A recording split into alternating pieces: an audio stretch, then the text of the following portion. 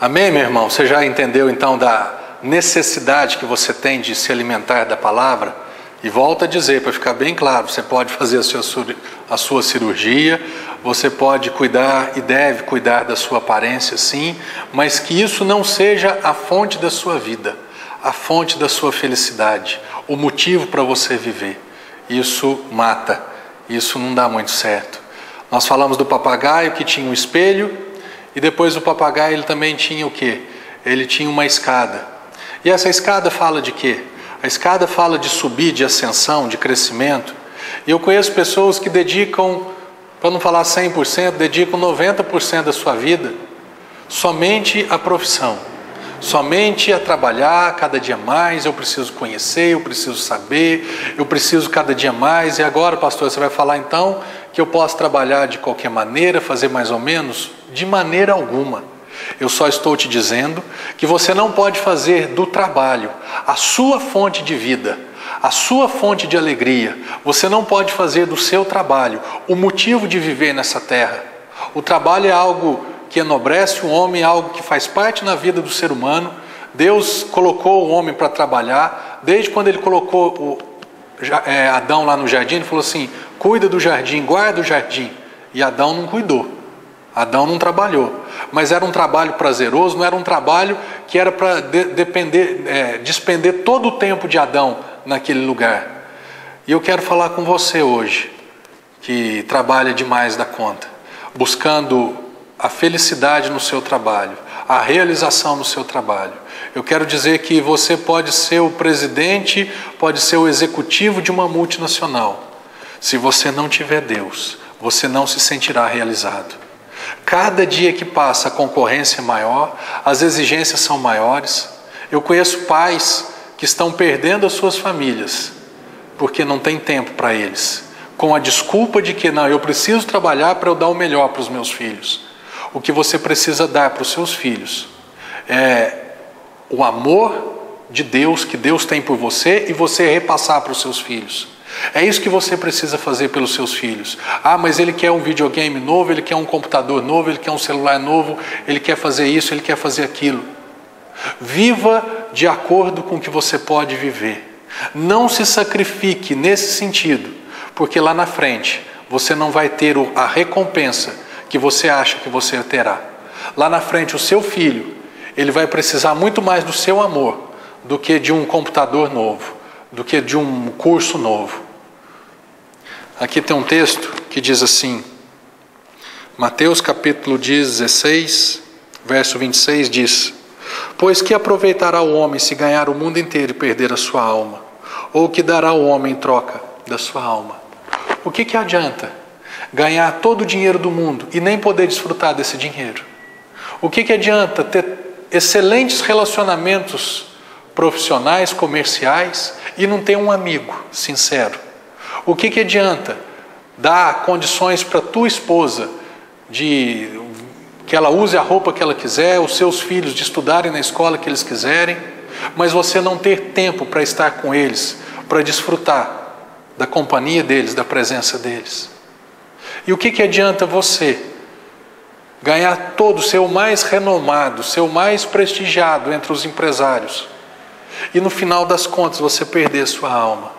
E no final das contas você se envolveu tanto com as coisas desse mundo que você não teve tempo para se relacionar com Deus, achando que isso funciona, que isso dá certo, que você estava cumprindo o seu papel, mas Deus entende, eu não tive tempo de buscá-lo, mas eu sempre fui honesto, eu sempre fui trabalhador. Eu quero te dizer que as coisas não são desse jeito. Se você não se alimentar da palavra de Deus, lá na frente você vai morrer. Lá na frente você vai se enfraquecer de tal maneira que você vai morrer. Você não vai nem conseguir subir nem mais um degrau. O que adianta ter um carro se você não tem condição de dirigi-lo? O que adianta ter todo o dinheiro do mundo sem condição de desfrutar desse dinheiro? Porque o trabalho, ele tem um outro lado, né? O outro lado da moeda. É o lado da exigência, da cobrança, né? Do sugar as forças, as energias. Jesus, meu irmão, ele tem uma vida diferente para você. No Salmo, deixa eu ver se eu acho aqui, acho que é 126. Deixa eu ver se é isso. Não, 127 eu acho. Se o Senhor não edificar a casa, em vão trabalham os que edificam. Se o Senhor não guardar a cidade, em vão vigia a sentinela. Inútil vos será levantar de madrugada, repousar tarde, comer o pão que penosamente granjeastes. Aos seus amados Deus dá enquanto dorme. Ah, pastor, então é só eu dormir que Deus vai pagar minhas contas? A palavra dormir aqui tem o significado de descansar nele, descansar no Senhor. Você que tem corrido, tem se esforçado ao máximo para ganhar todo o recurso, toda a condição financeira. Você tem descansado? Quando você chega à noite em casa, você tem repousado? Você tem descansado? Você tem dormido, você tem tido boas noites de sono, de descanso? Ou você já chega atropelado, não tem tempo em casa, não tem tempo para ficar com a família, não tem tempo para nada, para assistir um filme com seu filho, para acompanhar a educação dos seus filhos? Você é assim? Então eu quero, infelizmente, te dar um diagnóstico. A tua vida não vai ser feliz assim. Você não vai viver bem assim. Jesus está te chamando para reorganizar a sua vida, para Ele gerenciar e administrar a sua vida de uma maneira diferente, para que o alimento, talvez, se for para levantar cedo, seja para meditar na palavra. Se for para levantar meia hora mais cedo, não é para resolver mais um problema ou para ter a oportunidade de ganhar alguns reais ou milhares de reais a mais. Seja para você ouvir um pouco mais da palavra dele, meditar um pouco mais na palavra dele. Aos seus amados, aos seus filhos, enquanto você descansa nele, enquanto você crê nele, ele faz por você. Amém, meu irmão? E para nós terminarmos, eu gostaria de falar com você agora a respeito do balanço. O balanço é a diversão, são os prazeres da vida, eu chamo quase que da irresponsabilidade. Porque não tem problema nenhum, divertir faz parte muito, ser feliz, ser alegre, passear, viajar, conhecer pessoas, conhecer lugares, comprar uma casa nova, comprar um carro novo, vestir bem, comer bem. Tudo isso faz parte, tudo isso Deus tem para a tua vida, tudo isso Deus quer fazer por você, Ele quer dar, Ele quer que você desfrute disso. Mas Ele quer que isso venha das mãos dEle, não das suas próprias mãos. Eu conheço pessoas que quando a vida está triste, ela vai lá e compra uma roupa nova. Quando o casamento não está bom, vai e faz uma viagem, até para fora do país. Quando, eu estou chateado, eu vou lá e troco o carro. Eu sempre falo uma coisa, o cheiro de um carro novo dura 3 meses, 4 meses. Uma roupa nova, depois que você usou uma vez, ela já não é nova mais. Uma viagem, por mais prazerosa que seja, ela nunca vai tratar, nem consertar e nem sarar coisas que precisam ser saradas, tratadas e consertadas. Ela vai simplesmente colocar um pano de água quente, ali ela só refrigera, mas e quando voltar? Quando volta para a mesma realidade. Não adianta viver balançando na vida. Nós não podemos ser irresponsáveis com as nossas próprias vidas. Jesus, Ele tem tudo isso para você, Ele tem tudo isso para mim. Ele quer que as nossas viagens, que os nossos bens não sejam o fim, não sejam os meios, mas seja o fim. O que eu quero dizer como meio e fim?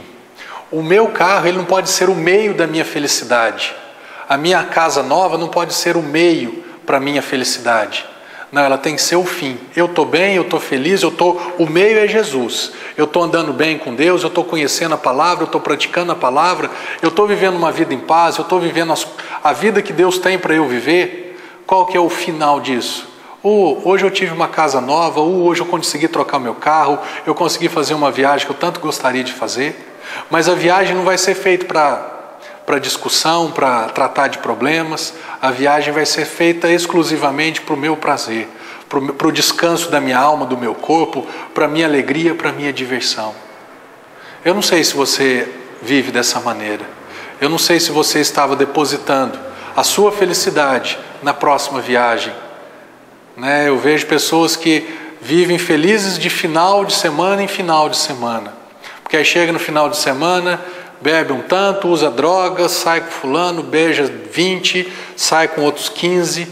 Isso não é felicidade, isso não é alegria, vive balançando de um lado para o outro.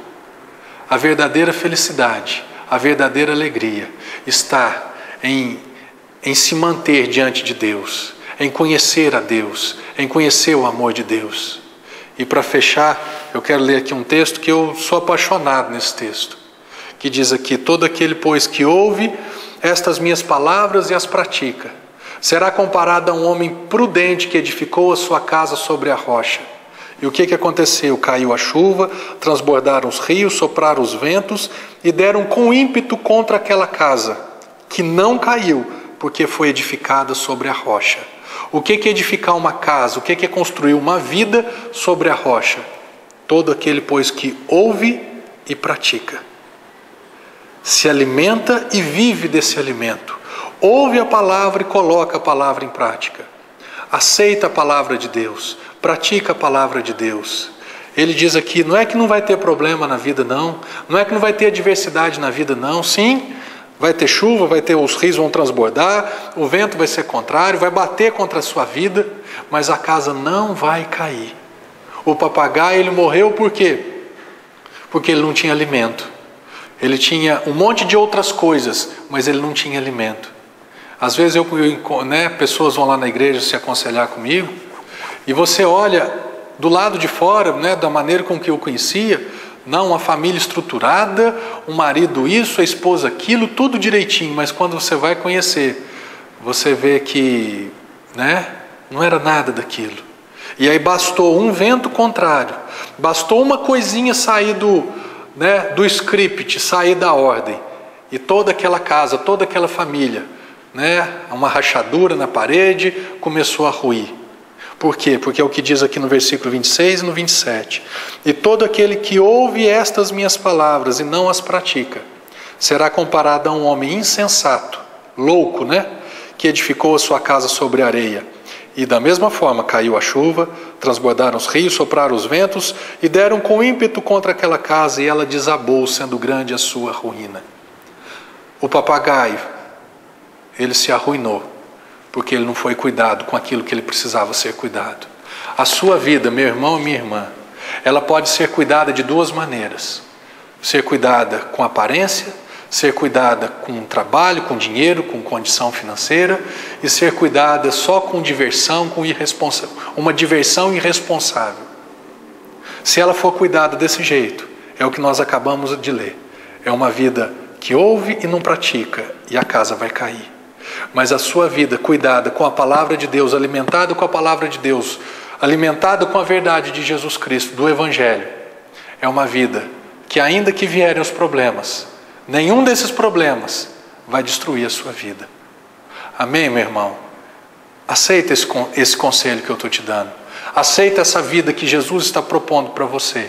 Uma vida alimentada por Ele, uma dieta dEle. Eu sou casado com uma nutricionista. E eu sei do que eu estou falando. Eu sei o que é uma dieta. Eu sei do que eu gosto de comer. E eu sei do que eu preciso comer. Deus sabe o que você gosta, mas Ele sabe o que você precisa. Aceite a dieta dEle. Aceite o cardápio dEle. Você vai ver que a tua vida vai ser muito diferente, para muito melhor. Amém? Que Deus mais uma vez seja grandemente louvado em sua vida. No nome de Jesus. Amém.